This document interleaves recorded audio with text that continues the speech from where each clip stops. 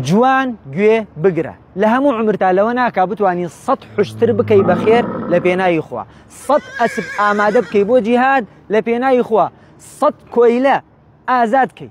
لە کاتێکا لە ئێستایە لە ناو جێگەگەی خۆتە لە ماوەی 10 دقەیە ئەتوانی ئەم پاداشانەی کە باسم کرد لەمەش زیاتر بخەیتە ناو سجلی ئەعمالە ساڵحەکانت. چۆن پێغەمبەرمان صلی الله عليه وسلم لە فەرمودەیەکی صحیحا فەرمێ هەر کەسێ بەیانیان پێشەوەی خۆر هەڵبێ و ئێواران پێشەوەی خۆر ئاوا بێ 100 جار بڵێ سبحان الله الحمد لله والله أكبر، خوای گەورە هەمووان پاداشانەی کە باسمان کرد بۆیان نووسێ وە زیاتریش وەما من زیاتریشی کەم بۆتان.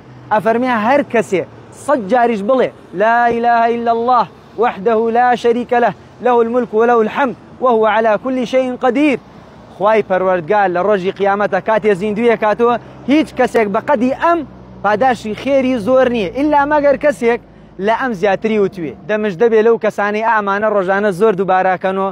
والله وەکو پێغەمبەرمان صلی الله عليه وسلم فەرمێتی فإنهن المستنطقات، خوای گەورەی تێرێتە گۆ بۆ ئێوە شەفاعەتتان بۆکە و هیچ کەسێک لە ڕۆژی قیامەتە بەقەد ئێوە لە لای خوایە تای تەرازوی کردەوە چاکەکانی قورس نییە.